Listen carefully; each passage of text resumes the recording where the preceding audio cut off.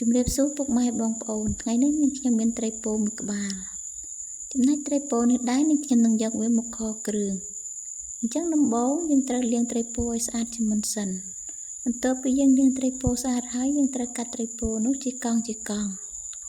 បន្ទាប់ពីយើងកាត់ត្រីពោជាកង់រួចយើងត្រូវ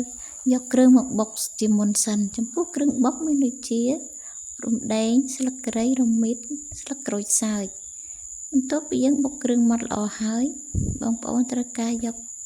គ្រឿងនោះមកបំពងជាមួយនឹងខ្លាញ់អញ្ចឹងដំបូងយើង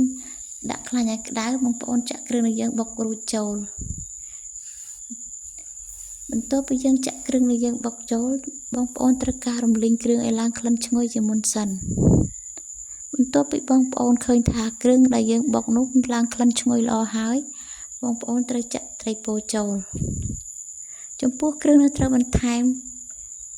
ជាមួយត្រីពោមានដូចជាទឹកត្រីប៊ីចេង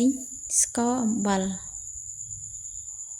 បងប្អូនកូរច្របល់គ្រឿងទាំងនោះឲ្យសព្វជាមួយនឹងសាច់ត្រីបន្ទាប់មកយើងក្របទុកត្រីនោះមួយសន្ទុះយើងក្របត្រីនោះលុះត្រាតែត្រីដាច់ទឹកប្រៃឬក៏ទឹកឆ្អាបវាសិន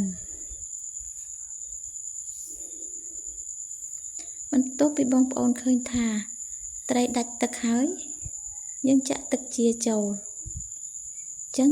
ការចាក់ទឹកលើកទី2នេះបងប្អូនរំងាស់ទល់តែបងប្អូនឃើញថាសាច់ត្រីឆ្អិនល្អហើយ